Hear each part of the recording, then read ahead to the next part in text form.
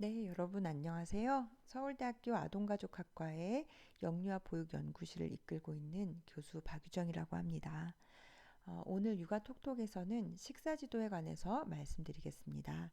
특히 어떤 음식에 대한 접근을 제한하는 것과 그다음에 그 음식을 먹도록 강요하는 것, 이 두 가지 행동이 우리 아이의 음식 선호와 식습관에 어떠한 영향을 미치는지를 중심으로 말씀을 드리도록 하겠습니다. 사실 접근 제한이라는 이런 식사 지도 행동은 우리들이 흔히 볼 수 있는 행동입니다. 아이스크림은 밥 다 먹고 먹을 수 있어 라고 한다거나 사탕은 착한 일을 했을 때만 줄 거야. 쿠키는 일주일에 한 번만 먹자 이런 것들이 다 어떤 특정 음식에 대한 접근을 특별한 때에만 어떤 것을 충족시켰을 때에만 접근할 수 있는 음식으로 만드는 멘트들이죠. 그래서 이런 접근 제한이 과연 아이들에게 어떠한 영향을 미칠까를 연구를 기반으로 말씀드리겠습니다. 첫 번째 말씀드릴 연구는 피셔와 버치라는 연구자가 수행한 것인데요. 맛있는 음식에 대한 접근 제한은 사실 그 음식에 대한 아이의 어, 반응, 욕구와 실제 섭취량을 늘린다는 연구입니다. 조금 구체적으로 연구를 소개해드리면 이 연구에서는 31명의 만 5세 아동이 참여를 했는데요. 이 아이들이 특별히 좋아하지도 싫어하지도 않는 두 가지 쿠키를 제시하였습니다. 예를 들면 사과맛 쿠키와 복숭아 맛 쿠키를 생각하시면 되겠어요. 그래서 이 쿠키를 3주 동안은 첫 3주 동안은 아이들이 자유롭게 선택해서 먹을 수 있도록 합니다. 그동안에 얼마나 각각의 쿠키를 선택하는지 그 횟수를 측정하였죠. 그리고 나서 그 다음 5주 동안에는 한 가지 쿠키에 대해서 접근을 제한했어요. 예를 들면 복숭아 맛 쿠키를 제한했는데 이렇게 말하는 거죠. 사과 맛은 자유롭게 먹을 수 있고 복숭아 맛은 2분 동안만 먹을 수 있어. 2분 후에는 먹을 수가 없단다. 하고 이야기하는 거예요. 그러면서 그 5주 동안 아동들의 다양한 반응을, 즉 음식에 대해서 아이들의 뭐 어떤 아이들이 말하는 의견이라던가 뭐 예를 들면 복숭아 맛은 되게 맛있었어 그치 또 더 먹고 싶다 뭐 이런 의견을 말할 수도 있고 선생님 더 주세요라고 하는 그런 요청일 수도 있고요 그 병을 더 찾거나 열려고 한다거나 하는 그런 접근 시도일 수도 있겠죠 이런 다양한 반응을 측정하였습니다 그리고 나서 다시 3주 동안 아이들이 자유롭게 두 가지 쿠키의 접근이 가능하고 그것을 선택해서 먹을 수 있도록 하였죠. 이제 이러한 기간 동안에 아이들이 어떻게 하는지를 봤더니 연구 결과는 이랬습니다. 그러니까 유아들은 만 5세 유아였죠. 제한하지 않은 쿠키보다 그 접근을 제한했던 쿠키에 대해서 더 많은 긍정적인 의견을 말했고, 그러니까 맛있다거나, 그게 먹고 싶다거나 이런 거죠. 또 더 많은 요청을, 그러니까 그 쿠키를 달라고 요청을 했다고 하는 거예요.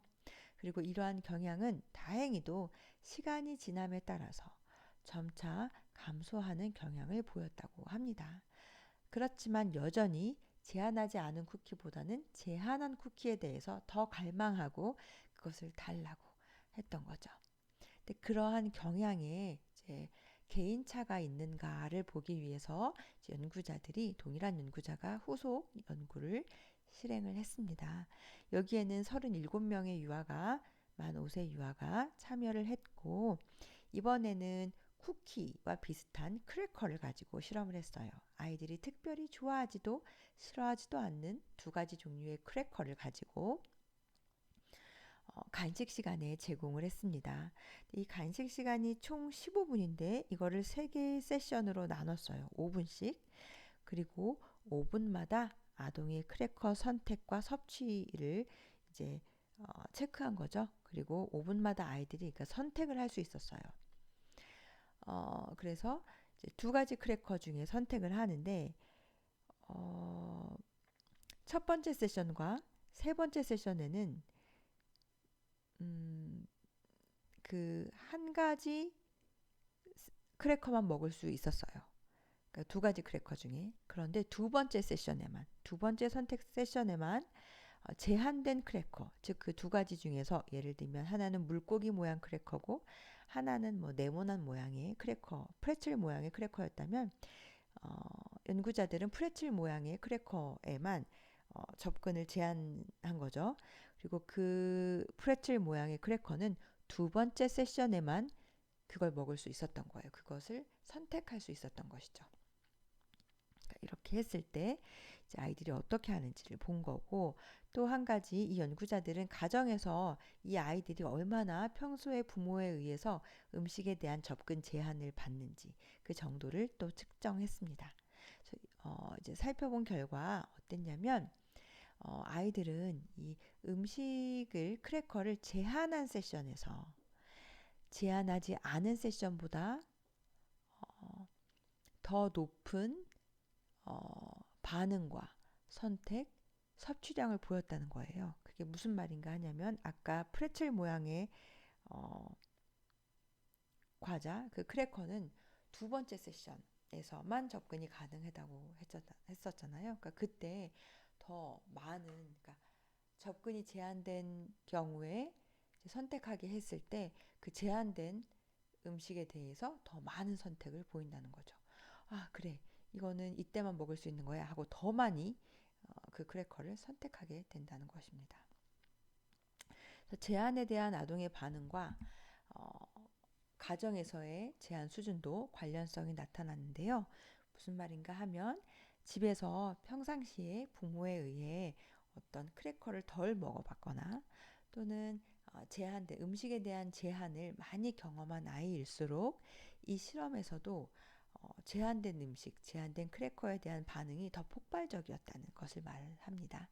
그래서 평상시에 음식에 대한 제한을 부모님들이 하실 수 있는데 그것이 오히려 제한된 음식을 더 갈망하게 만드는 효과를 가지고 있다라는 것이죠. 그래서 결론적으로는 음식에 대한 접근을 제한하는 것이 우리의 바램대로 부모님의 바램 또 교사들의 바램대로 균형 잡힌 식습관을 촉진하는 것이 아니라 오히려 그 반대로 제한된 음식에 대한 섭취를 촉진하는 것이 된다라는 것입니다. 그게 그 연구의 결과였고요. 두 번째 소개드릴 연구는 갤로웨이라는 사람과 그 사람의 동료가 수행한 연구인데요. 이것은 강요에 대한 것입니다. 그래서 억지로 음식을 먹도록 강요하는 것이 당장은 음식 섭취를 늘리지만 장기적으로 봤을 때는 음식 섭취와 취향, 음식의 취향에 부정적인 영향을 가져온다라는 결과죠. 상세한 내용은 다음과 같습니다. 만 4세 아동 27명을 대상으로 두 가지 수프를 제공했어요. 그래서 5분 동안 원하는 만큼 먹게 하고 얼만큼 남겼는지 그 남긴 수프의 중량을 측정하는 것이죠. 근데 이제 아이들을 두 가지 조건으로 이제 나눴습니다. 그래서 어느 날은 푸쉬를 하는 거예요. 그 수프를 다 먹도록. 압력이 있는 상황에서 두 가지 수프를 제공하고 먹도록 하고요. 어느 날은 압력이 없는 상황에서 이제 먹도록 한 거죠. 이거를 번갈아 가면서 네 번씩 진행했다고 합니다. 근데 압력이 있는 상황은 어떤 상황이었냐면 이 수프를 먹는 5분 동안 매 분마다 1분이 지날 때마다 이 선생님이 수프를 다 먹으세요 라고 말을 하는 거예요. 그 수프 다 먹어야지 수프를 다 먹으렴 이렇게 1분마다 얘기를 한 거예요. 그런 압력이 있는 상황에서는 이제 그런 지시가 있었고 압력이 없는 상황에서는 이제 아무런 그런 다 먹어야 된다는 푸시가 없는 상황에서 아이들이 수프를 먹은 거죠. 그런 다음에 이제 다시 두 가지 수프를 제공하고 아이들이 얼마나 먹는지 원하는 만큼 먹게 한 것이죠. 그리고 반응을 기록했더니 결과가 어떠했냐? 아이들은 압력을 받았던 그 수프에 대해서 부정적인 반응을 보였다는 거예요.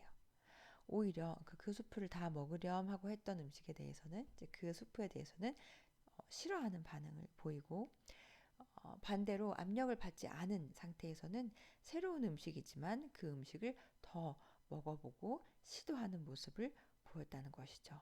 여기에서도 아까 그 연구와 마찬가지로 가정에서 어, 음식에 대한 압력을 높이 받는 아이들이 그렇지 않은 아이들보다 이 실험에서 또 압력에 대한 부정적인 반응을 더 크게 보였다는 거예요. 어,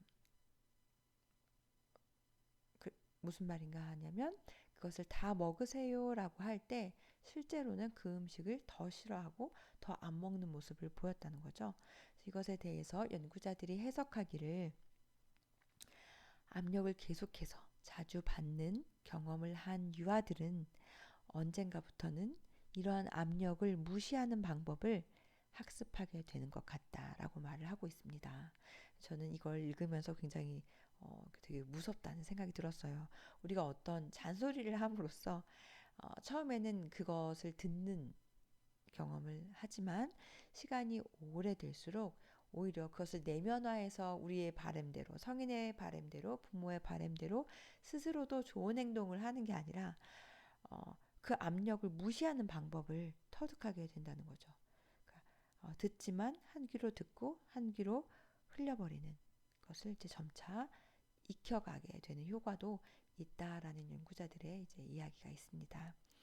그래서 아이들에게 특정 음식을 먹이고자 압력을 가하는 경우 우리가 그것을 삼켜 다 먹어라고 이렇게 강요하는 이런 행동들이 오히려 우리의 자녀로 하여금 그 음식을 싫어하게 하고 부정적으로 반응하고 섭취하지 않게 하는 가능성이 더 크다는 것입니다. 이것과 관련된 연구를 한 가지만 더 소개드리겠습니다. 어, 이것은 사실은 성인을 대상으로 수행된 연구인데요. 꼭 소개하고 싶어서 여기에 덧붙이게 되었어요. 음식에 대해서 어릴 적에 먹도록 강요받았던 것을 아이들이 대학생이 되어서까지도 많은 부분 기억한다는 연구예요. 특정 음식을 먹도록 강요받은 기억이 있나요? 하고 대학생들에게 물어봤더니 많은 친구들이 있다고 대답했고 그 중에 30%가 그게 건강한 음식이라고 저에게 먹으라고 했어요. 라고 대답을 했다는 거죠. 그런데도 좋은 기억으로 남아있지 않았어요. 그러니까 이 학생들은 어떻게 대답했냐면 그때 이렇게 부모가 나한테 이야기했어요. 라고 말하는데 다 먹을 때까지 일어나지 마. 채소를 다 먹지 않으면 이 달콤한 디저트를 먹을 수가 없어. 그다음에 뭐 아빠가 얼마나 열심히 요리했는데 이걸 안 먹니? 라고 했다거나 이 식사를 위해서 얼마나 아빠가 비싼 돈을 냈는데 네가 먹지 않아서 엄마가 너무 걱정이 돼. 이 음식을 좋아하는 배고픈 굶주린 뭐 아프리카나 뭐 어디 북한일 수도 있고 어디 아이들을 생각해봐 뭐 이런 말들을 했었다는 거죠. 근데 그런 말들을 들었다는 것을 대학생이 되어서도 여전히 기억하고 좋지 않은 기억으로 남아있다는 거예요.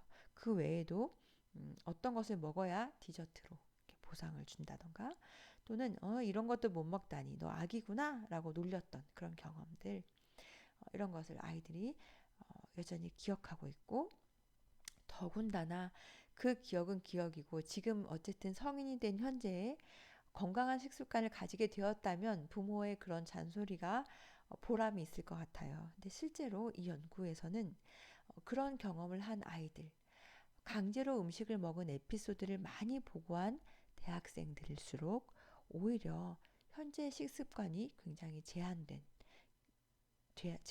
있더라는 것이죠. 그러니까 편식을 하고 건강한 식습관을 가지지 않더라라는 것을 발견한 것입니다.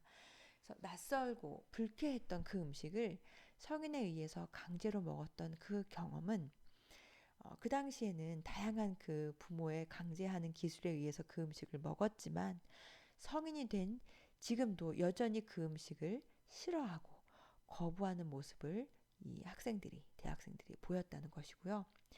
더욱 심각한 것은 이들이 어, 그러한 경험을 통해서 뭘 얻었냐면 내가 싫어하는 음식을 먹는 순간 그 수많은 경험, 그 싫어하는 걸 억지로 먹었던 그런 경험이 이들에게 내가 졌다, 먹는 것은 지는 거야. 그 먹을 때마다 지는 느낌을 받게 된 거죠. 그래서 성인이 되어서 그 식품을 맞닥뜨렸을 때, 그 음식을 마주쳤을 때 내가 이걸 먹지 않는 게 이기는 거라는 그런 묘한 승리감을 느끼게 되는 거죠. 그래서 먹지 않으면 이기는 거고 먹으면 지는 거고 라는 그런 느낌을 갖게 된다는 거예요. 그래서 결과적으로는 부모의 의도와는 달리 이런 부정적인 영향이 있게 되므로 의도는 좋더라도 음식에 대한 강요는 장기적으로 건강한 식습관 형성에 효과가 없고 오히려 부정적인 영향을 줄 수 있습니다. 그러므로 이제 강요를 하지 않아야겠다라는 것이죠. 그래서 오늘은 접근 제한과 강요가 어떠한 영향을 주는지를 보여주는 연구를 소개해 드렸습니다. 그럼 어떻게 하면 건강한 음식을 먹도록 도와줄 수 있을까요?가 궁금하실 텐데요. 우선 아주 짧게 말씀드리면 또래와 성인이 건강한 음식을 맛있게 먹는 모델을 보여주는 것, 그것을 장기적으로 경험하는 것이 도움이 됩니다. 그리고 단계적으로 어떤 좋은 음식에 노출을 하는 것이 중요하다고 해요. 근데 이것을 뒷받침하는 연구 결과와 보다 자세한 방법에 대해서는 다음 육아 톡톡에서 말씀드리도록 하겠습니다. 네, 그럼 요 슬라이드는 지금까지 말씀드린 연구들이 어떤 논문인가를 보여주는 부분입니다. 혹시나 더 자세히 읽어보실 분들께서는 영어 논문이긴 하지만 참고하시면 좋겠습니다. 네, 그럼 이번 영상은 여기에서 마치도록 하겠습니다. 네, 들어주셔서 감사합니다.